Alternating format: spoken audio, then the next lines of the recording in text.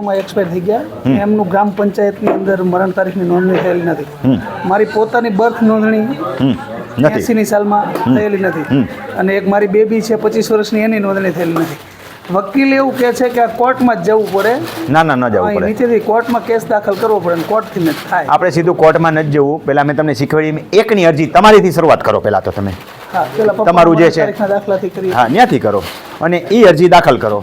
એના આધારે થઈ જાય, ન થાય તો ત્રણેય નથી મૂકવા આપણે. એના આધારે પ્રાંતમાં કેસ ફરિયાદ દાખલ કરો. ન કરે એટલે શું કારણ આપે છે એટલે પ્રાંત આપણો હુકમ કરશે.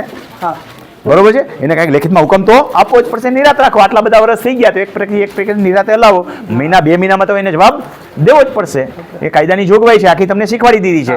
કોઈ વકીલ રાખવાની જરૂર નથી, જાતે જ રજૂઆત કરો. સ્ટેપ આ પ્રમાણે મેં કીધા છે, શીખવાડ્યા છે, તમારી પાસે ફોર્મ છે. તમને ફોલોઅપ નહોતા કરતા ત્યારે પોલીસને ભાઈ વકીલને પૂછ્યું હતું એટલે કોર્ટમાં જ લડવું પડે. ના ના જાય બધી પ્રક્રિયાઓ કોર્ટમાં લઈ જવાની નથી. તો કોર્ટ કોઈ દી નવરી નોટ. એટલે ઘણી બધી વહીવટી પ્રક્રિયાઓ મેજિસ્ટ્રેટ જ કહેવાય. એની જ કોર્ટમાં મામલતદાર શું છે, મેજિસ્ટ્રેટ સાહેબની કોર્ટમાં આપણે અધિકારમાં લખ્યું. જુઓ ઉપર ફરિયાદ ઉપર શું લખ્યું છે, એક્ઝિક્યુટિવ મેજિસ્ટ્રેટ સાહેબની કોર્ટમાં જ લખ્યું છે, શબ્દ જે લખ્યો છે. હા